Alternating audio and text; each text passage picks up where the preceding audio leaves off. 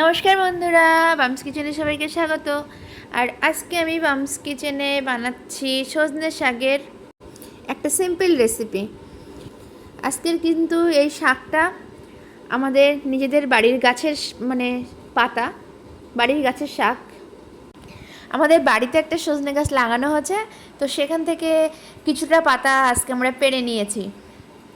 আর প্রথমে কিন্তু পাতাগুলোকে ভালো করে একটা একটা করে বেছে ডালগুলো বাদ দিয়ে শুধুমাত্র পাতাগুলো কিন্তু নিলাম। আর সেগুলো এখন খুব ভালো করে ধুয়েও নিয়েছি। এবার চলে এসেছি রান্নাঘরে, আর গ্যাসের ওপর একটা কড়াই বসিয়ে দিয়েছি। দিয়ে কড়াইতে দিয়ে দিলাম প্রথমে পরিমাণ মতন সর্ষের তেল।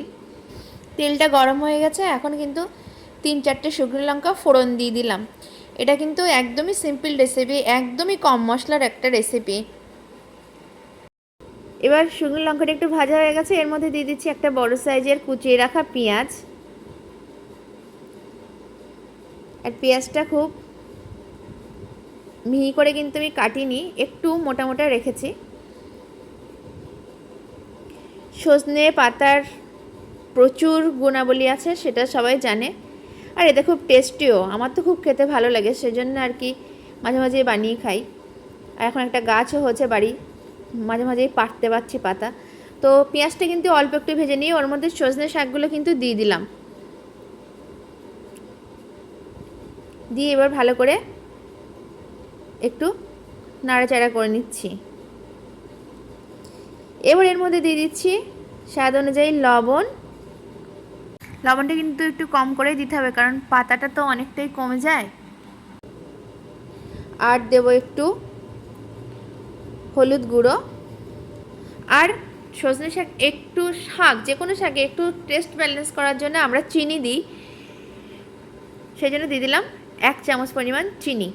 চিনিটা অপশনাল, এখানে ছোট চামচের 2 চামচ দিয়েছি চিনি, এটা কিন্তু বড় চামচের 1 চামচ মতো।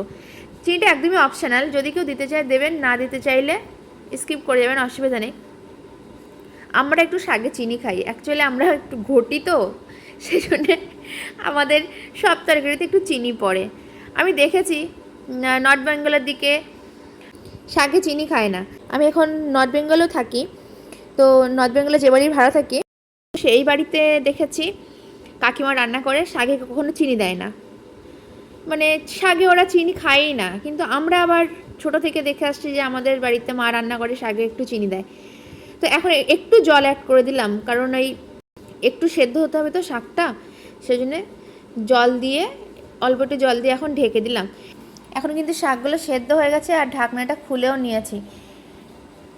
দেখুন জলটা কিন্তু শুকিয়ে গেছে, যে জলটা এক্সট্রা আমি দিয়েছিলাম সে জলটা শুকিয়ে গেছে। আর এটা এবার একটু ভাজা ভাজা করে নিয়েই কিন্তু গ্যাসটা অফ করে দেবো। বেশিক্ষণ লাগে না শাকটা হতে, আর খুব কম মশলা দিয়ে কিন্তু রান্নাটা হয়েও যায়। আর খেতে তো আমার তো খেতে তো খুব দারুণ লাগে, সেজন্য আমি রেসিপিটা শেয়ার করলাম। আর সজনে শাকে তো প্রচুর আর কি উপকার আছে, প্রচুর প্রোটিন আছে এর মধ্যে, তো মাঝে মাঝে খাওয়াটা খুবই ভালো শরীরের জন্যে।